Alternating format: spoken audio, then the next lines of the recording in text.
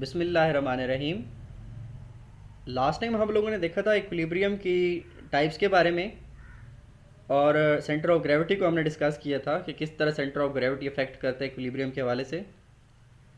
आज हम देख लेते हैं कि हमारे पास कौन कौन से फैक्टर हैं जो इक्विलिब्रियम पे अफेक्ट कर रहे होते हैं, और हम इक्विलिब्रियम की कंडीशंस को देख लेते हैं कि किस किस कंडीशन पे कोई भी बॉडी इक्विलिब्रियम में आती है। तो तीन फैक्टर्स हमारे पास मेजर होते हैं जो किसी भी चीज़ की स्टेबिलिटी पे मैटर कर रहे होते हैं कि वो चीज़ कितनी स्टेबल होगी। पहला है आपके पास मैस ऑफ द ऑब्जेक्ट। पहली चीज़ जो मैटर कर रही होती है कि ऑब्जेक्ट कितना स्टेबल होगा या अनस्टेबल होगा, वो है किसी भी ऑब्जेक्ट का मैस। अभी हम देख लेते हैं कि हैवी ऑब्जेक्ट ज़्यादा स्टेबल होते हैं या लाइट ऑब्जेक्ट ज़्यादा स्टेबल होते हैं, ये आपने गौर करना है, सोचना है। सेकेंडली है location of the centre of gravity, कि हमारे पास सेंटर ऑफ ग्रेविटी, ये हमने लास्ट टाइम देखा था कि किस तरह सेंटर ऑफ ग्रेविटी की लोकेशन हमारे पास मैटर कर रही होती है किसी चीज़ की स्टेबिलिटी में, कि वेदर वो इक्विलिब्रियम में है। अगर इक्विलिब्रियम में है तो इक्विलिब्रियम की कौन सी स्टेट में है, कि वेदर वो न्यूट्रल इक्विलिब्रियम है, स्टेबल इक्विलिब्रियम है या अनस्टेबल इक्विलिब्रियम है। थर्डली आपके पास जो चीज़ आती है वो होती है area of the base of support, कि जिस ऑब्जेक्ट की जो बेस है उसका एरिया कितना है। अब यहाँ पे आप डायग्राम में देखें, नीचे तीन मुख्तलिफ डायग्राम उसने दिखाई हैं। पहले उसने आपको जो ट्राइंगल दिखाई है उसका जो बेस है वो बहुत ज़्यादा है, चौड़ी आप कह सकते हैं सेकंड डायग्राम की निस्बत। सेकंड में देखें उसने ट्राइंगल की जब शेप चेंज कर दी है, उल्टी तरफ से इसको स्टैंड कर दी है, तो अब उसका जो एरिया है बेस एरिया वो बहुत कम है, एक पॉइंट है आप कह सकते हैं। और फिर थर्डली उसने दिखाया आपको एक बॉल या एक सर्कल, जिसका उसने बेस एरिया दिखाया वो भी आपके पास इतना ज़्यादा नहीं है, कम है as compare to flat area जो ट्राइंगल आपके पास फर्स्ट कंडीशन में है। तो तीन चीज़ें मैटर करती हैं। पहले तो ऑब्जेक्ट का मैस आ गया कि वो हैवी है या लाइट है। सेकेंडली आ जाता है उसका सेंटर ऑफ ग्रेविटी किस तरह लोकेट कर रहा है, कि उसकी रेगुलर शेप है या इरेगुलर शेप है। और फिर लास्ट पे आ जाता है आपके पास कि बेस एरिया कितना है ऑब्जेक्ट का जिस पे वो लाई कर रहा है। अब हम देख लेते हैं हमारे पास कंडीशन ऑफ इक्विलिब्रियम कौन कौन सी होती हैं। अब आपने देखना है कि हमारे पास इक्विलिब्रियम की दो कंडीशंस होती हैं। पहला होता है आपके पास first equation condition of equilibrium. Second होती है एक कंडीशन इक्विलिब्रियम की, उसको हम बाद में डिस्कस करते हैं। अभी इसने डिफरेंट आपको डायग्राम दिखाई हैं किस तरह उसने इक्विलिब्रियम को मेंटेन किया हुआ है। अब फर्स्ट ऑफ ऑल तो इक्विलिब्रियम की कंडीशन समझने से पहले आप ये देखें कि ये जो टेबल है, टेबल के ऊपर आपको एक ब्लॉक नज़र आ रहा है। अब सोचिए कि इस पे कौन कौन सी फोर्सेस लग रही हैं। अब पहली तो है कि इसका वेट है ब्लॉक का जो कि डाउनवर्ड एक्ट कर रहा है। सेकेंडली है टेबल अपवर्ड फोर्स लगा रही है ब्लॉक के ऊपर, जितना उसका वेट डाउनवर्ड एक्ट करेगा उतनी ही टेबल अपवर्ड फोर्स लगाएगी, जिसकी वजह से आपका जो ब्लॉक है वो ओवरऑल रेस्ट पोजीशन में है। अब हम देख लेते हैं कि कौन कौन सी फोर्सेज हैं। पहले वो कहते हैं हमारे पास स्टैटिक इक्विलिब्रियम, चूंकि हम देख रहे हैं रेस्ट पे है ये बॉडी, इसीलिए पहले आपके पास आता है नॉर्मल फोर्स। अब नॉर्मल फोर्स कौन सी होती है, जो वेट के अपोजिट एक्ट करती है। फॉर एग्जांपल वेट आपका डाउनवर्ड एक्ट करता है, तो जो फोर्स आपकी अपवर्ड एक्ट करेगी वेट के अपोजिट, उसको हम कहते हैं नॉर्मल फोर्स, और उसको हम रिप्रेजेंट करते हैं एफ एन से। फिर हमारे पास आती है एफ जी, जो उसने रेड एरो से शो करवाई है, वो है आपके पास सेंटर ऑफ ग्रेविटी की फोर्स, और वो उसने डाउनवर्ड दिखाया आपको। वो कहता है कि वेट ऑफ द वुड जो है वो आपका वो एफ जी है। वो फोर्स क्या है वेट की, एफ जी है, और W is equal to M G के वो बराबर है, यानी कि weight W is equal to M G वो ऑब्जेक्ट का डाउनवर्ड एक्ट कर है। सो वो कहते हैं कि टोटल हमारे पास जो टेबल की फोर्सेज हैं और टोटल हमारे पास जो वुड की फोर्सेज हैं। अब वुड के अंदर भी तो फोर्स लगेगी कि नहीं लगेगी, यही जो बॉक्स है ये वुड पे फोर्स अप्लाई कर रहा है, क्योंकि टेबल वुड की बनी है तो इट मीन कि वुड पे ही फोर्स लग रही है। तो ये डिफरेंट टाइप्स की फोर्सेज हमने देखी कि ये इस ऑब्जेक्ट पे एक्ट कर रही थी। तो ओवरऑल आप अगर देखें तो ये जितनी फोर्सेज अपवर्ड एक्ट कर रही हैं उतनी ही फोर्सेज डाउनवर्ड एक्ट कर रही हैं, या दूसरे लफ्ज़ों में जितनी ही फोर्सेज डाउनवर्ड एक्ट कर रही हैं उतनी ही फोर्सेज अपवर्ड एक्ट कर रही हैं। तो ओवरऑल आपकी बॉडी क्या हुई, इक्विलिब्रियम में आ गई। सो बॉडी आपकी रेस्ट पोजीशन में, मतलब इक्विलिब्रियम में है। इक्विलिब्रियम की ये कंडीशन जो होती है इसको हम कहते हैं static equilibrium, a state of balance of an object at rest. अब स्टैटिक इक्विलिब्रियम को किस तरह डिफाइन करते हैं? वो कहते हैं a state of balance of an object at rest, किसी ऑब्जेक्ट की बैलेंसिंग की वो पोजीशन, या आप कहें कि जब ऑब्जेक्ट आपका बैलेंस हो और रेस्ट पोजीशन में हो, तो उस वक्त इक्विलिब्रियम की जो स्टेट होती है उसको हम कहते हैं static equilibrium. Secondly, a condition in which all forces acting on the body are balanced causing the body to remain at rest। ऐसी कंडीशन जिसमें सारी की सारी फोर्सेस जो कि बॉडी पे एक्ट करती हैं, उनकी वजह से बॉडी आपकी रेस्ट पोजीशन में हो, तो आप कह सकते हैं कि बॉडी आपकी इक्विलिब्रियम में है। बॉडी आपकी क्या है? इक्विलिब्रियम स्टेट में है। अब ये आप देखें, ये एक रिंग है आपके पास, चार फोर्सेस आपकी रिंग पे एक्ट कर रही हैं। एक लेफ्ट वर्ड है, एक राइट वर्ड है, एक अपवर्ड है और एक डाउनवर्ड है। अब ये जो चार फोर्सेस हैं आप देखें तो ये चारों की चारों एक दूसरे को बैलेंस कर रही हैं। बैलेंस का मतलब ये है कि जो लेफ्ट वर्ड फोर्स है उसका अफेक्ट कैंसिल हो रहा है राइट वर्ड फोर्स से, जो कि अपवर्ड फोर्स है उसका अफेक्ट कैंसिल हो रहा है डाउनवर्ड फोर्स से, and the vice versa condition with all of these. अब हम इसकी फ्री बॉडी डायग्राम ड्रा करते हैं। फ्री बॉडी डायग्राम में हम क्या करते हैं कि हम बेसिकली फ्री बॉडी डायग्राम में हम बॉडी के ऊपर सारी फोर्सेस को रिप्रेजेंट करते हैं।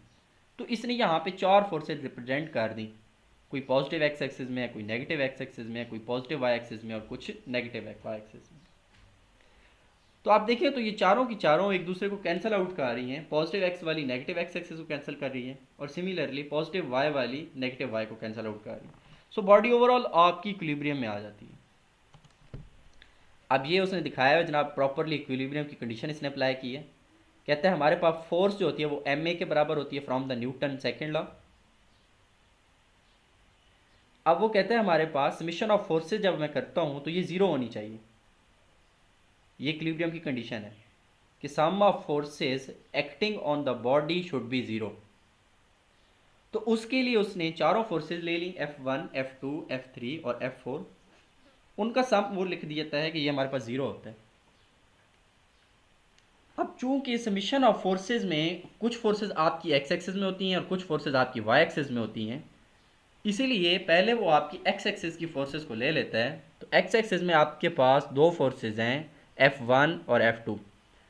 तो चूंकि F1 आपकी नेगेटिव एक्स एक्सिस की तरफ है, इसीलिए उसने F1 को आपके पास नेगेटिव ले लिया, F2 पॉजिटिव एक्स एक्सिस की तरह है। लेकिन ये दोनों फोर्सेज आपस में इक्वल हैं, इसीलिए इनका ओवरऑल रिजल्ट क्या हुआ? ज़ीरो आ गया, plus minus cancel out. Similarly यहाँ पे उसने वाई सब्सक्रिप्ट लिखना था। वाई एक्सिस में फोर्सेज आपके पास जो हैं वो क्या हैं? F3 और F4 हैं। तो F4 चूँकि नेगेटिव वाई एक्सिस में है तो ये F3 को कैंसिल आउट करेगी और इस तरह ओवरऑल रिजल्ट इनका ज़ीरो आ जाएगा। तो आप चारों को जब ऐड अप करेंगे तो आपका रिजल्ट ओवरऑल ज़ीरो आएगा। सो आपकी बॉडी आप कह सकते हैं कि स्टैटिक इक्विलिब्रियम में कैंसिल आउट कर रही हैं सारी फोर्सेज एक दूसरे के इफेक्ट को।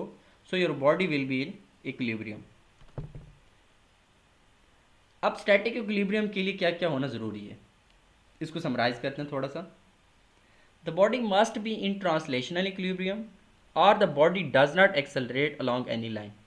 अब वो ये कहते हैं कि अगर बॉडी मूव कर रही है तो वो या तो कांस्टेंट वेलोसिटी से मूव करे, मेन की कांस्टेंट वेलोसिटी की कंडीशन भी उसकी स्टैटिक इक्विलिब्रियम से मिलती जुलती होगी, यानी कि डज नॉट एक्सेलरेट, कि उसमें एक्सेलरेशन ना आए। कांस्टेंट वेलोसिटी होगी तो जीरो एक्सेलरेशन होगा। अब वो कहते हैं if the acceleration is zero then the resultant of the forces acting on the body is also zero. जब बॉडी का एक्सेलरेशन जीरो होगा, यानी कि जब बॉडी कांस्टेंट वेलोसिटी से मूव करेगी या रेस्ट पे होगी, तो उसके ऊपर जितनी भी फोर्सेज एक्ट कर रही होंगी वो सारी की सारी जीरो होंगी। इसलिए हम कहते हैं कि हमारा ऑब्जेक्ट जो है या हमारी बॉडी जो है वो इक्विलिब्रियम में है। और वो इक्विलिब्रियम की कौन सी पोजीशन होती है? Static equilibrium. सो पहली कंडीशन इक्विलिब्रियम की क्या हुई आपके पास कि sum of all the forces acting on the body is equal to zero. Summation of net forces equal to zero. Summation of it mean कि एक्स फोर्सेस और समीशन ऑफ वाई एक्सेस ये zero है। चूँकि हम लोग अभी to dimension को देख रहे हैं इसीलिए हमने एक्स एक्सिस और वाई एक्सिस की फोर्सेस कहा कि ज़ीरो है। अगर आप इसको 3D में कंसीडर करते तो आपका समीशन ऑफ जेड एक्सिस भी ज़ीरो होता फोर्सेस का, कि आपकी तीनों एक्सिस में जितनी फोर्सेस लग रही हैं सब का सम क्या है, ज़ीरो है। सारी की सारी फोर्सेस ओवरऑल आपके पास ज़ीरो हैं। एग्जाम्पल नंबर देख लेते हैं 1। वो कहते हैं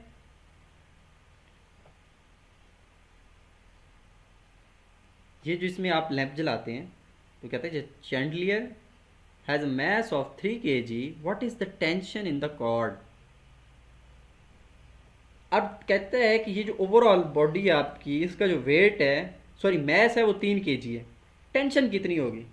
अब पीछे हमने पढ़ा था जब ब्लॉक और हमने टेबल का केस देखा था तो हमने कहा था जितनी अपवर्ड फोर्सेज होती हैं वो सारी की सारी इक्वल होती हैं डाउनवर्ड फोर्स के। तो चूंकि इसने मैस दे दिया तो डाउनवर्ड फोर्स हम निकाल सकते हैं। हमारे पास होता है W is equal to mg, mass multiplied by gravity. तो डाउनवर्ड फोर्स आपके पास आएगी 9.8 मल्टीप्लाई बाई, जब आप 10 करोगे तो वो आपके पास आएगी, ये 10 मल्टीप्लाई बाई 3 आप करेंगे तो ये आप देखेंगे आपके पास 29.4 आएगी। चूँकि ये आप देखें अब इसने फ्री बॉडी डायग्राम जब ड्रा की है तो इसमें क्या हुआ, एक टेंशन अपवर्ड है, वेट आपका डाउनवर्ड है। तो अपवर्ड हम पॉजिटिव एक्सेस होते हैं इसीलिए हमने नीचे वाली चीज़ सब्ट्रैक्ट करवा दी, डाउनवर्ड ये सब्ट्रैक्ट हो गया। तो tension minus weight is equal to zero. जी हम कंडीशन अप्लाई करते हैं, चूंकि एक्स एक्सेस में कोई फोर्स नहीं लग रही इसलिए हम एक्सेस को ओवरऑल ज़ीरो ले लेते हैं। तो वाई एक्सेस में ये दो फोर्सेज है तो हमने इसको ले लिया, it mean tension is equal to weight. तो टेंशन कितना आएगी उधर जाएगा तो 3 मल्टीपल 9.8, तो टेंशन आएगी 29.4 न्यूटन। तो इस तरह उसने आपको टेंशन निकाल ली, यानी कि आप इक्वेशन ऑफ इक्विलिब्रियम को यूज़ करके अपने बॉडी की फोर्सेस निकाल सकते हैं। अब यहाँ पे ये कहता है आपके पास अगेन एक एग्जांपल है कि आपने दो फोर्सेस फाइंड करनी है। कोई ब्लॉक आपने हैंग किया हुआ है, ब्लॉक का जो वेट है वो 600 न्यूटन है। अब जो ऊपर दो फोर्सेस लग रही हैं उनका दरमियानी एंगल आपके पास 60 डिग्री है। तो आपने ये दो फोर्सेस की मैग्नीट्यूड फाइंड करनी। तो चलते हैं इसने कैसे फाइंड किया है।